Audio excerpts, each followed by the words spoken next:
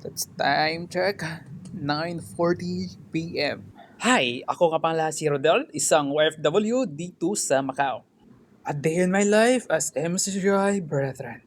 Diretso na po ako ng lokal dahil sa pagkataon pong ito, after ng work, ay dadalo po ako ng Thanksgiving! Let's go! Yes, alas 10 po ng gabi yung out namin dito. Ang pasok po namin kasi dito, 8 ng umaga hanggang alas 10 ng gabi.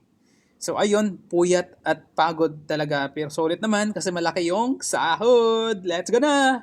Time check, 10:15 ng gabi. So let's go na. Pumunta tayo ng bus station at nandito na nga ako sa bus station. Mag-aantay ako ng bus. Ang sasakyan po natin is 3A papunta ng lokal. At ayun na nga, nakasakay na ako ng 3A. Sobrang pagod, puyat, pero okay lang yan kasi malaki yung sahod nito.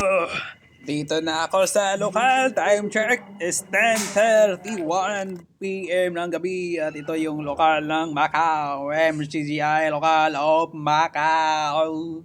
So, papasok na tayo sa lokal at mag-umpisa na naman viewing ng Thanksgiving.